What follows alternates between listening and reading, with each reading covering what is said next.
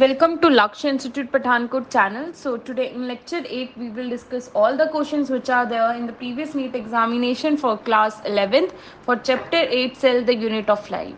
So let's start with the video. The first question is this cell organelle is responsible for extracting energy from carbohydrates to form ATP. The option A is lysosome, option B is ribosome, option C is chloroplast and option D is mitochondrion. The right answer for this question is option D, that is mitochondrion. Question second. Pick the incorrect statement. Option A is mycoplasma is wall-less microorganism.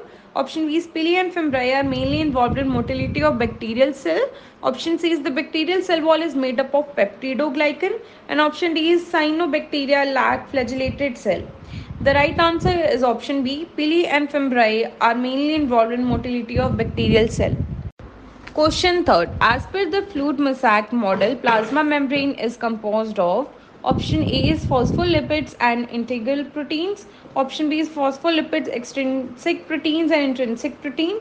Option C is phospholipids and hemicellulose. And option D is phospholipids and oligosaccharides. The right answer to this question is option B.